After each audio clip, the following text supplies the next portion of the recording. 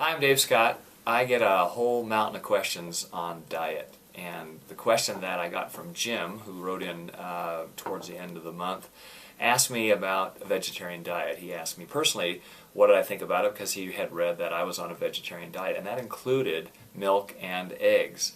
I was predominantly on a plant-based diet during the 80s, and one of the drawbacks that I had, because I was working out a lot, is that I had to fulfill that caloric deficit by taking in other foods.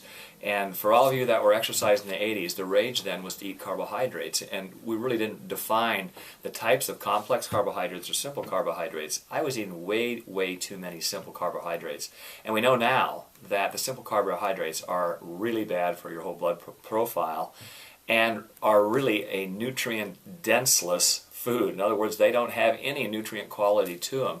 So if you can reduce the refined carbohydrates and be on a vegetarian diet, that's a good thing. Secondly, if you're leaning towards a vegetarian diet or a vegan diet that does not have milk products or eggs, you want to make sure that you have a blood panel done at least once or twice a year, and make sure that they include a full iron panel, and also look at your B12 levels, which can be low. And if you can have your physician also look at magnesium and calcium levels, those can be at a deficit as well. So there's drawbacks and pluses on both sides, whether you gravitate towards a more carnivore diet or whether you gravitate towards a plant-based diet. Coming back to me, personally, I still eat a tremendous amount of plant-based foods, but I introduced fish in 1994 and also chicken and turkey. And I feel as though since that time period my diet has been much healthier, and my omega-3s have gone up dramatically since then.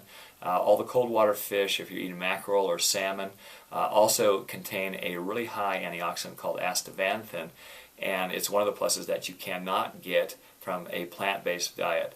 Secondly, on the plant-based diet, if you're watching what you intake, and I'm watching closely with the nut intake that you have, the best two nuts are almonds and walnuts. Walnuts have the highest conversion of alpha-linolenic acid, which converts to the omega-3 form, very low levels of EPA and very low levels of DHA. Chia seeds, flax seeds are also really good as well. So have those nuts on a daily basis. Eat your dark beans, those are fantastic. And see if you can boost your omega-3s. Reduce the omega-6s that you have. Those are all the sunflower oil, safflower oil, corn oil. Try to cut those out and reduce the amount of simple carbohydrates. You'll be healthy on both sides.